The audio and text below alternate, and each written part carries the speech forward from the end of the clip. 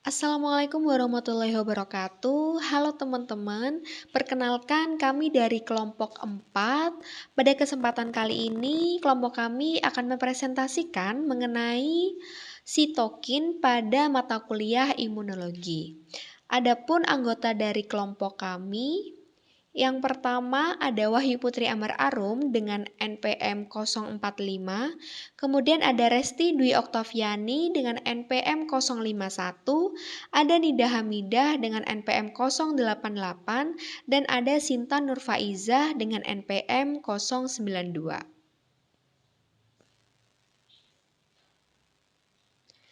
Nah, pada kesempatan kali ini ada beberapa submateri yang akan kami bahas. Yang pertama mengenai definisi dari sitokin, kemudian macam-macam dari sitokin. Yang ketiga ada peran sitokin dalam peradangan, kemudian yang keempat ada peran sitokin dalam respon imun spesifik. Pada submateri yang pertama, kita akan membahas mengenai definisi dari sitokin. Sitokin sendiri berasal dari bahasa Yunani yaitu sito yang artinya sel dan kinos yang artinya gerakan. Secara harfiah, sitokin merupakan salah satu dari sejumlah zat yang disekresikan oleh sel-sel tertentu dari sistem kekebalan tubuh yang membawa sinyal antara sel-sel lokal sehingga memiliki efek pada sel-sel lain. Nah, sitokin sendiri juga didefinisikan sebagai protein yang berperan dalam mediator imunitas, hematopoiesis, dan inflamasi. Beberapa sebagai antimikroba melalui opsinasi bakteri. Sitokin sendiri berdasarkan jenis sel penghasil utamanya terbagi atas monokin yang dihasilkan oleh monosit dan limfokin yang dihasilkan oleh limfosit.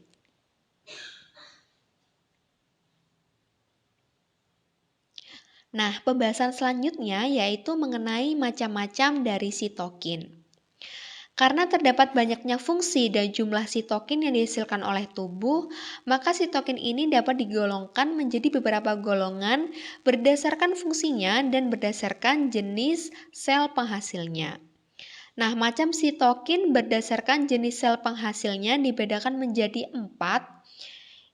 Yang pertama ada monokin. Monokin merupakan sitokin yang dihasilkan oleh monosil dan turunannya. Pada awalnya dalam tahun 1940, para peneliti menemukan mediator yang muncul di daerah infeksi bakteri. Pada waktu itu diduga bahwa mediator tersebut dibawa ke daerah otak karena infeksi selalu memberikan efek kenaikan tubuh. Kini dugaan tersebut telah terungkap bahwa kenaikan suhu tubuh disebabkan oleh 4 jenis monokin, yaitu ada IL-1, TNF, IFN-alpha, dan IL-6. Sebagian besar monokin yang terbentuk peptide dengan jumlah gus asam amino sebanyak 122 sampai 190 dihasilkan oleh sel penghasil utamanya yaitu monosil dan turunannya serta beberapa jenis sel yang lain. Fungsi dari monokin sendiri diantaranya seperti TNF dengan IL-1. Aktivitasnya pun beragam, mulai dari meningkatkan pertumbuhan sel seperti IL-6 dan PDGF, kemudian ada TNF. Selain itu, fungsi dari monokin juga menghentikan pertumbuhan dari TGF-beta, sampai induksi pertahanan virus atau INF-alpha dan beta-1, dan menimbulkan koemolaksis atau biasa disingkat dengan MDNCF. Yang kedua ada limfokin. Limfokin merupakan sitokin yang dihasilkan terutama oleh limfosit. Dalam sitokin limfokin ini telah dapat diidentifikasi dan diisolasi sitokinnya dengan nama gamma IFN, IL2, IL3, IL4, IL5, IL6, IL7, dan GM-CSF. Kemudian yang ketiga ada interferon atau IFN. Pada awal ditemukannya, interferon merupakan sitokin yang dihasilkan oleh sel yang terinfeksi oleh virus. Ternyata induksi pelepasan IFN ini tidak terbatas oleh infeksi virus saja, tetapi juga meliputi bahan-bahan yang sangat beragam. Nah, berikut kami juga menampilkan tabel daftar substansi yang dapat menginduksi pelepasan dari interferon. Di antaranya ada mikroorganisme, yang mana substansi yang dapat menginduksi dari pelepasan interferon ada virus, rickettsia, bakteria, protozoa, dan chlamydia. Kemudian ada ekstrak mikrobial. Substansi yang dapat menginduksi ada ekstrak bakteria, ekstrak virus, dan ekstrak tumbuhan. Kemudian yang terakhir ada polimer sintetik. Substrat yang dapat menginduksi ada polifosfal, olisulfat, polikarboksilat, dan poliliefosfat. Berbagai jenis interferon telah diidentifikasi dan diklasifikasikan berdasarkan jumlah selnya. Yang pertama ada interferon tipe 1 atau disebut dengan tipe fibroblast. Nah, tipe 1 ini mencakup IFN gamma, IFN beta, dan IFN omega. Kemudian interferon tipe 2 atau disebut dengan tipe IMN ini dihasilkan oleh sel-sel imun yang mencakup IFN gamma. Kemudian yang keempat ada growth factor. Sitokin jenis growth factor ini banyak yang terlihat dalam peradangan. Nah, berikut beberapa contoh dari growth factor. Yang pertama ada TGF-beta. TGF-beta ini mengubah faktor pertumbuhan dari beta. Kemudian yang kedua ada PDGF, merupakan faktor pertumbuhan turunan trombosit. Kemudian yang ketiga ada EGF, merupakan faktor pertumbuhan epidermal. Kemudian yang keempat ada KTGF, merupakan faktor pertumbuhan keratosit. Dan yang terakhir ada INKGF, adalah faktor pertumbuhan dari sel NK. Selanjutnya merupakan jenis sitokinin yang dibedakan berdasarkan fungsinya. Jadi, berdasarkan fungsinya, sitokinin dibedakan menjadi 3 golongan. Yang pertama ada sitokinin yang berperan dalam pengaturan respon imun non-spesifik. Kemudian yang kedua ada sitokinin yang berperan dalam pengaturan respon imun spesifik. Dan yang ketiga ada sitokinin yang berperan dalam hematopoiesis. Nah, untuk yang pertama, ada sitokinin yang berperan dalam hematopoiesis. Nah, untuk sitokinin golongan ini berperan dalam perkembangan, diferensiasi, dan ekspansi sel progenitor dalam sumsum tulang menjadi spesifik. Dan juga berperan dalam pertahanan terhadap infeksi. Untuk jenis sel sitokininnya dibedakan menjadi beberapa. Yang pertama ada SCF yang merupakan stem cell factor. Sumber utamanya ada sumsum tulang dan sel stroma. Kemudian untuk sel sasaran utamanya ada sel pluripotent, sedangkan untuk populasi sel utama yang diinduksi yaitu semua sel.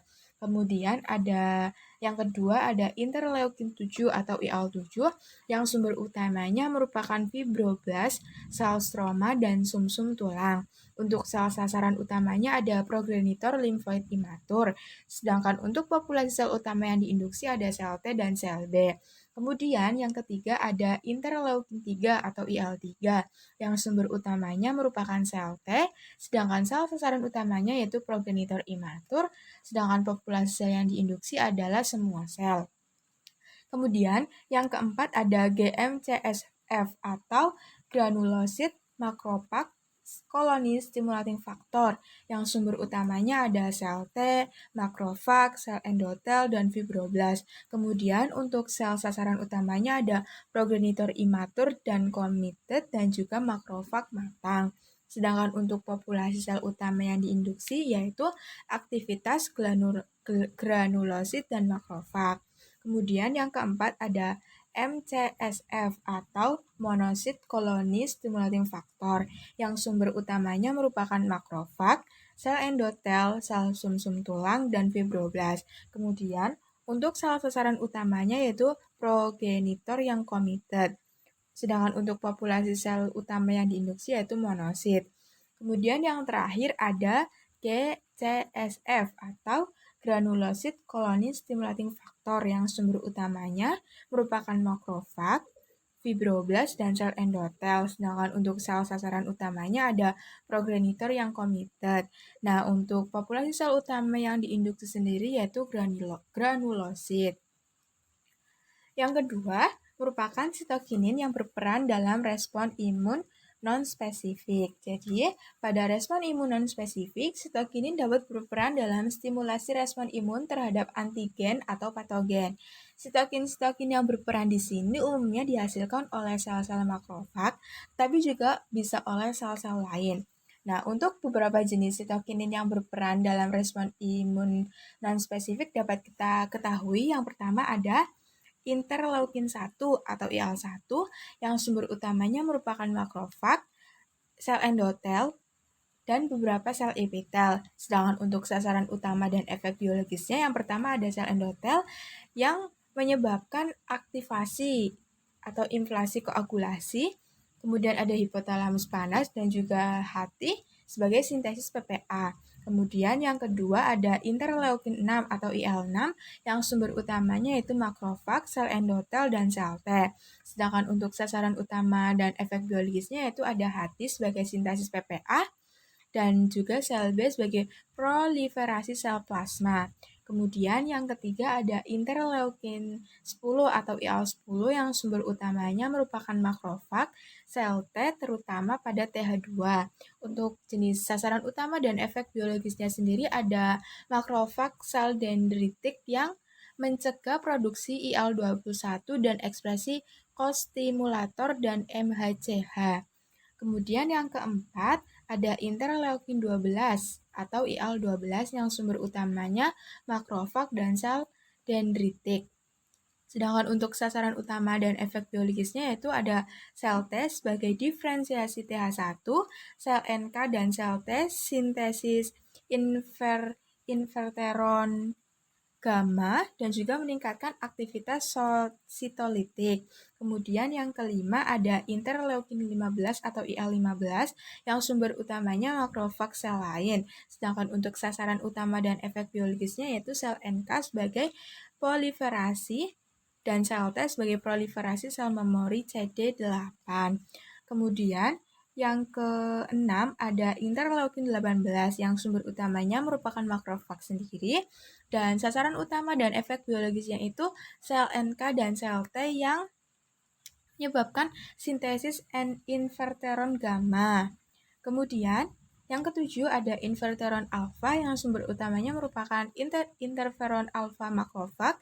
Untuk sasaran utama dan efek biologisnya sendiri yaitu semua sel sebagai antivirus dan peningkatan ekspresi MHC1. Kemudian yang kedelapan ada interferon beta yang sumber utamanya merupakan interferon beta pada bagian fibroblast. Nah, untuk sasaran utamanya sendiri dan efek biologisnya itu ada sel NK sebagai aktivasi, yaitu sebagai inflamasi dan koagulasi. Kemudian yang kesembilan ada interferon gamma yang sumber utamanya merupakan TH1. Sedangkan untuk sasaran utama dan efek biologisnya ada aktivasi sel NK dan makrofag dan induksi MHC2. Kemudian yang ke-10 ada chemikon yang sumber utamanya yang merupakan makrofag, sel endotel, sel T, fibroblast, dan juga trombosit. Untuk sasaran utama dan efek biologisnya sendiri yaitu pada leukosit sebagai kemotaksis, aktivasi, migrasi jaringan. Kemudian yang terakhir yaitu jenis sitokinin TNF atau tumor necrosis factor yang sumber utamanya merupakan makrofag sel T, sedangkan untuk sasaran utama dan efek biologisnya ada sel endotel sebagai aktivasi, neutrofil sebagai aktivasi, hipotalamus sebagai aktivasi efek biologis panas, kemudian hati ada sintesis APP, kemudian ada otot dan lemak sebagai katabolisme, dan banyak jenis sel lain sebagai apoptosis. Kemudian ada sitokinin yang berperan dalam pengaturan respon imun non-spesifik. Nah, pada respon imun spesifik, sitokinin ini dapat berperan dalam stimulasi dari komponen-komponen respon seperti proliferasi dan diferensiasi limfosit setelah antigen dikenal dengan fase pada respon spesifik. Dan selanjutnya, berperan juga dalam aktivitas dan proliferasi sel efektor khusus. Sitokin-sitokin ini banyak diproduksi oleh sel-sel limfosit B. Untuk jenis sitokinnya sendiri dibedakan menjadi beberapa. Yang pertama ada interleukin 2 atau IL-2 yang sumber utamanya merupakan sel T. Sedangkan untuk sasaran utama dan efek biologisnya ada sel T sebagai proliferase, peningkatan sintesis dan apoptosis atas peran Fa. Kemudian ada sel NK sebagai proliferase dan aktivasi. Dan yang ketiga ada sel B sebagai proliferasi dan sintesis antibodi in vitro. Kemudian yang kedua ada interleukin 4 atau IL-4 yang sumber utamanya merupakan TH2 dan sel emas. Sedangkan untuk sasaran utama dan efek biologisnya ada sel T sebagai pengalihan ke isotop IgE dan juga diferensiasi dan proliferasi TH2.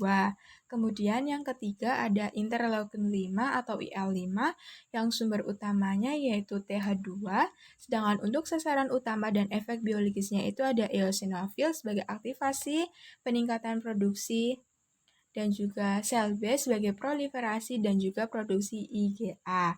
Kemudian yang keempat ada interferon gamma yang sumber utamanya merupakan TH1, CD8, dan sel NK.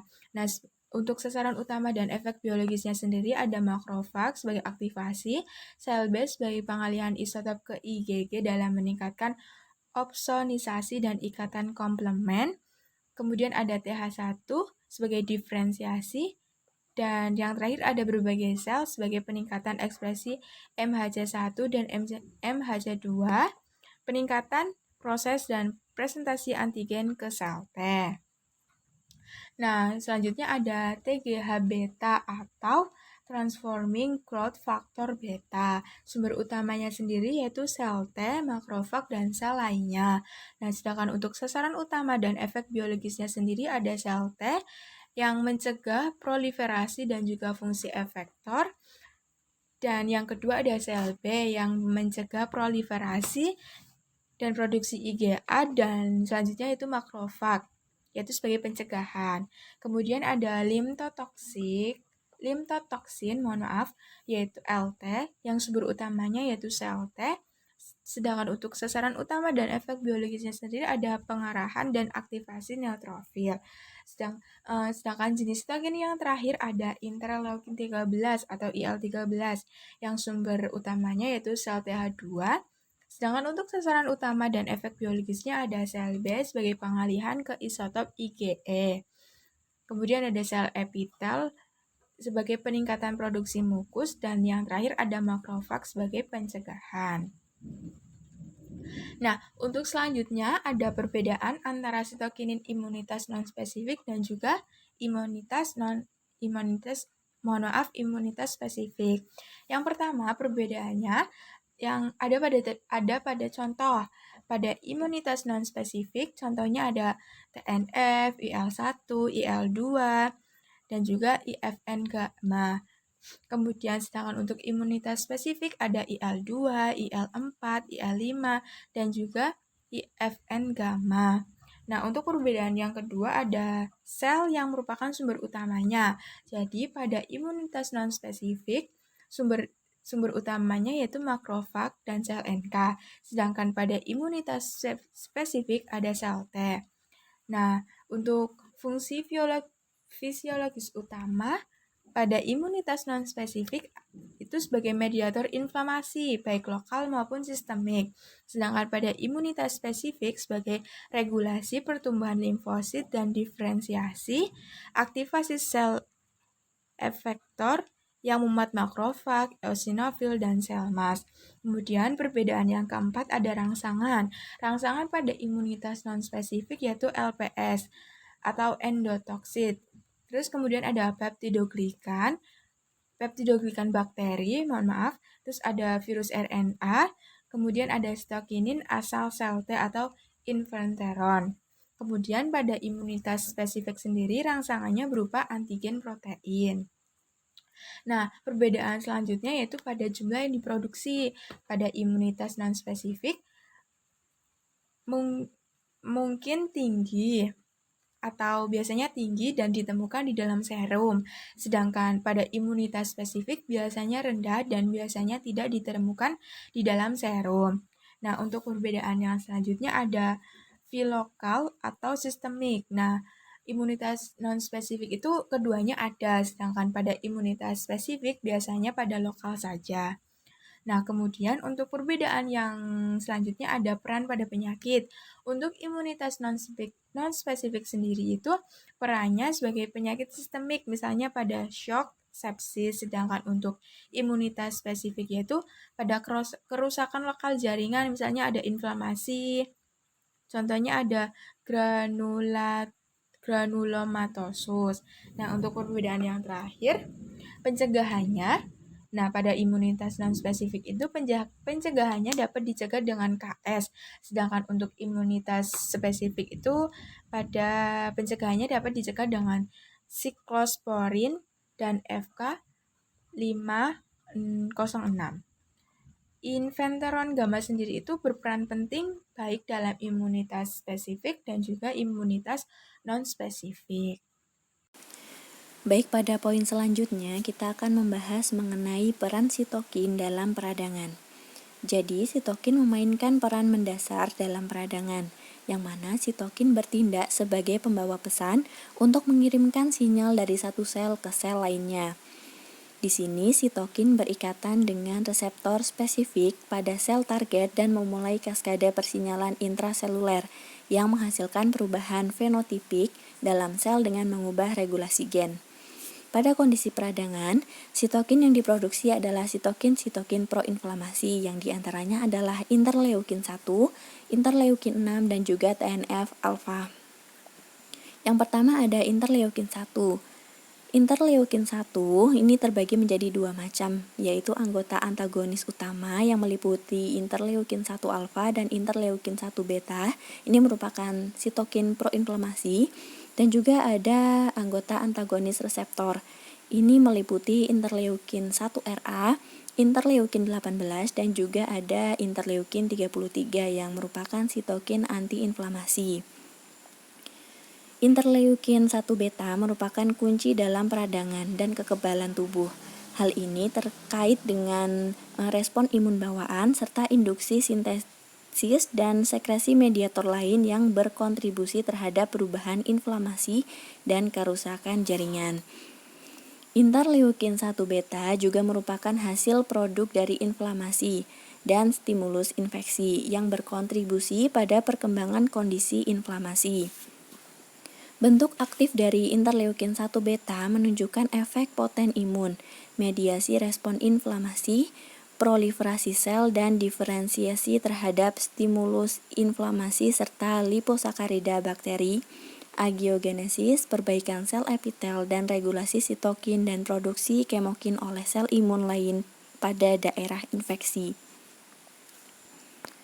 Selanjutnya ada interleukin 6, yang mana interleukin 6 adalah sitokin yang diproduksi oleh sel T, sel B, monosit atau makrofag, sel endotel, osteoblast, dan juga ada sel ligamen periodontal. Nah, interleukin 6 ini memiliki sifat multifungsi dan disekresi sebagai respon terhadap bakteri LPS atau interleukin 1 beta dan stimulus TNF-alfa. Interleukin 6 dalam mempromosikan peradangan ini juga dapat terlibat dalam pengaturan kerusakan jaringan. Selanjutnya, yang terakhir ada TNF-alfa.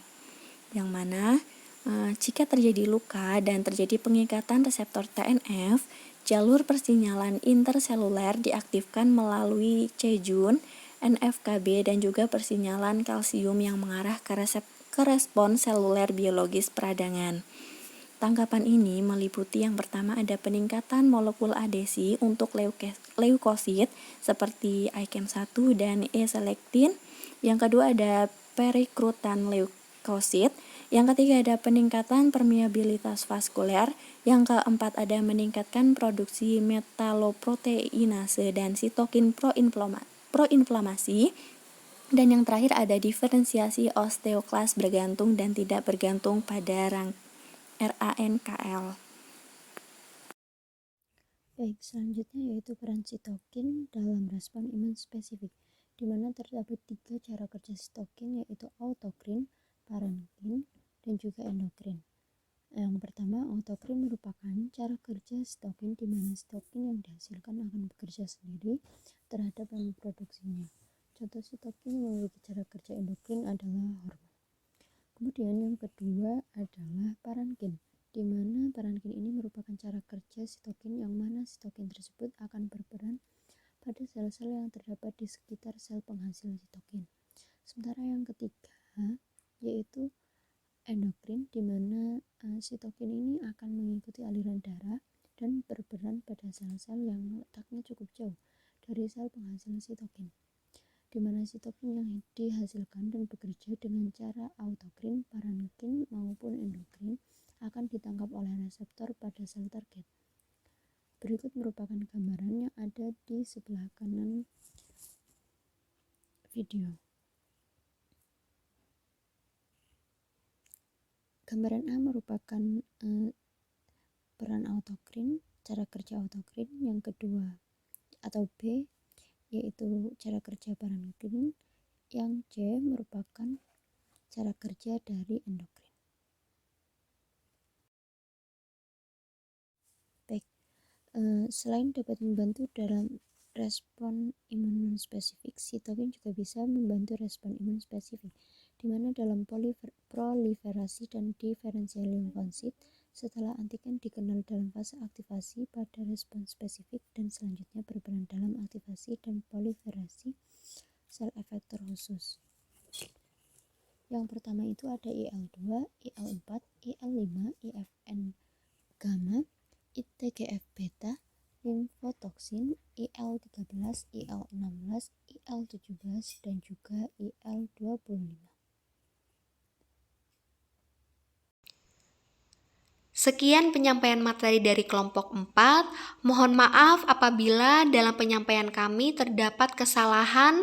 Kami mohon maaf yang sebesar-besarnya. Semoga apa yang kita pelajari pada hari ini dapat bermanfaat bagi kita semua.